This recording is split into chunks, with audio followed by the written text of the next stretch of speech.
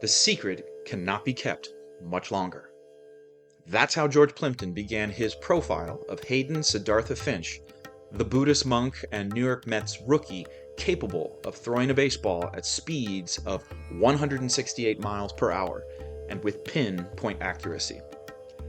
So it's March 25th, 1985, and the April 1st issue of Sports Illustrated is hitting the newsstands about 1 week away from opening day in Major League Baseball. Inside of the magazine, readers will find Plimpton's article, The Curious Case of Sid Finch, describing an unknown virtuoso who pitches with one shoe off, speaks multiple languages, and just may forego a big league contract because he might prefer to play his French horn and meditate. What's remarkable to me is just how perfectly everything came together for this April Fool's Day prank, from Plimpton's well-crafted story, Lane Stewart's photographs, and Joe Burton, the lanky junior high school art teacher who posed as Finch. In this video, I want to look at the story's literary characteristics, why so many people believe the hoax, and why we continue to delight in its details some 40 years on. Let's talk about Sid Finch, sublime hoax and literary masterpiece. Great stories require characters with evocative costumes, props, and physical presence. Sid Finch had them all in spades. Walking staff, prayer rug, rice bowl, hiking boots, and French horn. These objects symbolize Sid's humility and simultaneously explain his godlike athletic ability. Sid's pitching motion, although we have tantalizingly few images of it, relies on his right foot's hiking boot to ground the windup, while the bare toes of his left foot kick out and generate superhuman power. But for me, it's the French horn that really stands out. You might say it's his wonder boy, a piece of equipment just as important as any bat or glove. Without the horn or turned around baseball cap, one suspects his pitching superpowers might weaken. Great literary characters require a backstory. Sid Finch, as we come to find out, is an English orphan adopted by an archaeologist named Francis White Finch, who died in an airplane crash in the mountains of Nepal.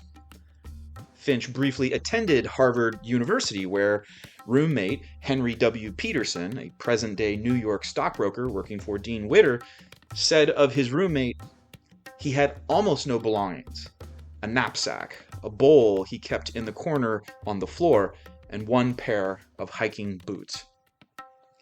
Peterson also reported that Finch spoke multiple languages, including Sanskrit, the sacred language of India. Then one day he disappears, drops out of Harvard, and sets off to seek spiritual enlightenment under the tutelage of a Tibetan master.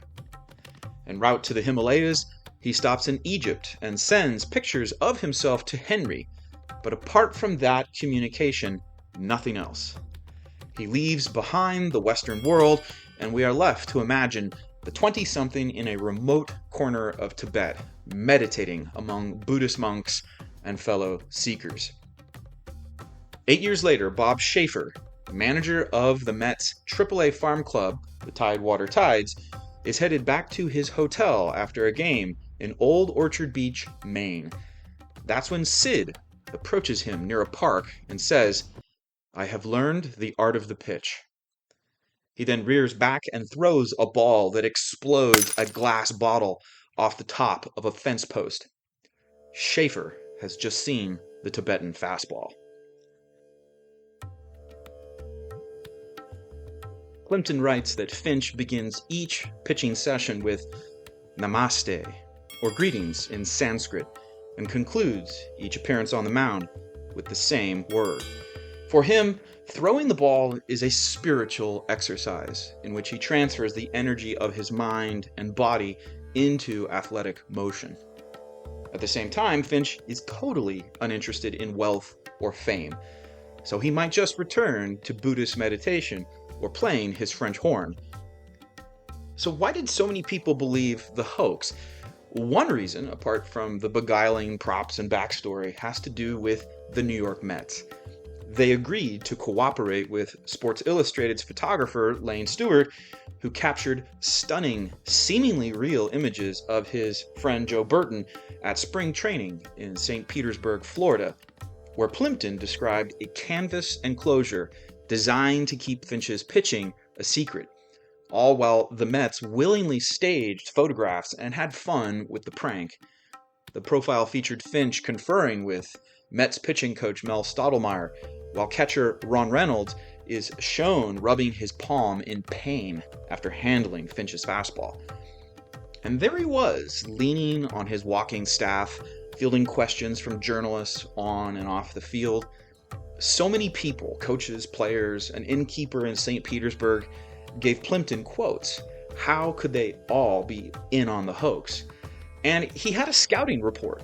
It had to be true. Would Sports Illustrated really produce a forged scouting report? The details of Plimpton's profile were so specific, so evocative, and so literary, they seemed credible. I think part of why the story proved so powerful was the era of its creation. Money fascinated Americans in the 1980s as quick fortunes were made and lost on Wall Street. In Major League Baseball, Nolan Ryan and Dave Winfield were among the first players to sign multi-year, multi-million-dollar contracts. Americans were fascinated by these ever-growing sums of money paid to ballplayers. In contrast, Sid Finch didn't care about possessions or millions of dollars. He cared about mind and spirit, playing the French horn and perhaps, if he felt moved to do so, throwing baseballs as a spiritual exercise, much like if he were back in Tibet. Another point to make is that American popular culture had become fascinated with Asian martial arts and Eastern spirituality, at least on a superficial level, viewing the physicality of Shaolin Kung Fu as partially mystical. Likewise, Mr. Miyagi's power of the Karate Kid franchise did not merely come from his body's muscles so much as from his mind and spirit.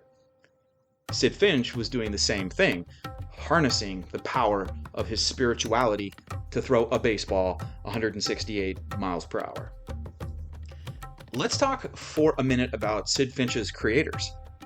Sports Illustrated's editor, Mark Mulvoy, commissioned an article from George Plimpton about April Fool's Day sports hoaxes.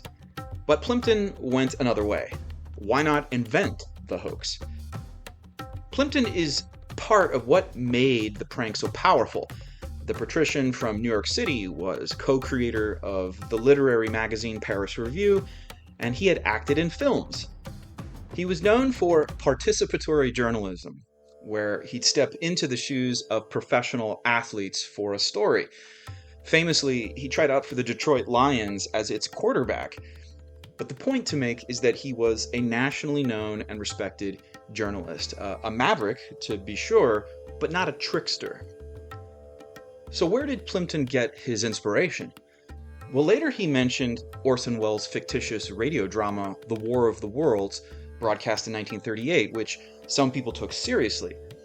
And another influence came from London's Daily Mail, which fooled Plimpton into thinking a Japanese long-distance runner was under the impression that marathons lasted 26 days. Let's talk about the public reaction. Many baseball fans were titillated by the idea of a new titan, more fearsome than Babe Ruth, a singular character emerging out of nowhere and throwing much harder than the likes of Dwight Gooden or anyone else in the game's long history. Mets fans were the group most primed to believe this story. Some believed their team had found the ultimate weapon. But then again, there was the official publication date of April 1st. From March 25th to March 27th, calls flooded Sports Illustrated's New York offices as journalists, baseball teams, and fans alike demanded more information. Skeptics questioned how such a talent could have escaped notice up until now. Wall Street stockbrokers could confirm that Henry Peterson, Sid's college roommate, did not work for Dean Witter, and American archaeologists had never heard of Francis White Finch, Sid's father. a relatively small number of readers notice something else. The first letters of the story's subheading spelled out Happy April Fool's Day, a fib. By Friday, March 29th, newspapers, including the Associated Press, had begun reporting on the hoax, and mostly with respect for the well-designed prank. The Mets actually invited Joe Burton back to St. Petersburg, Florida, to make a public announcement as Sid Finch before the game on April 1st. Finch's spokesman announced to fans and media that he had decided to retire from professional baseball because his fastball was an instrument of chaos and cruelty. Besides, he met a girl named Debbie in St. Petersburg. Back in New York, Yankees owner George Steinbrenner condemned the prank as bad for baseball, bad for the Mets, bad for Sports Illustrated. But most people disagreed. They liked it. Sid Finch had become a folk hero. The Mets gave away 5,000 Sid Finch shirts to spring training fans on April 1st. George Plimpton converted his story into a novel published in 1987, and Plimpton, Stewart, and Burton all collaborated for the Where Are They Now issue of Sports Illustrated, July 31st, 2000. According to their fictitious update, Finch had relocated to his native England and was in training to throw the javelin for the British Olympic team. The same story mentioned that Sid had tried playing cricket once, but he just couldn't bowl the ball with a stiff arm according to the game's rules, so he turned to the javelin as his projectile of choice. The hoax was widely commemorated on its 30-year anniversary. ESPN released a 30 for 30 short about the prank, while the Brooklyn Cyclones, a Mets minor league team, released a commemorative bobblehead. Joe Burton is still recognized by fans and happy to have been part of it all, an unexpected celebrity who still gets interviewed by journalists and, remarkably, is the face of comics, baseball cards, and bobbleheads. In my view, the curious case of Sid Finch represents one of those lightning-in-a-bottle moments when various artistic elements come together, from the photographs to Joe Burton's physical appearance, and of course, George Plimpton's brilliant piece of baseball writing that belongs alongside other masterpieces, such as Casey at the Bat, Ball 4, and Moneyball. Baseball is known for its practical jokers on the field and for the greatness of its writers in the grandstands. Hey, thanks for watching this one. In the comments, let me know what you remember about the curious case of Sid Finch, or if you have something else to say about the legend's longevity. In the video's description, I provided links to the actual Sports Illustrated article and a few other related stories.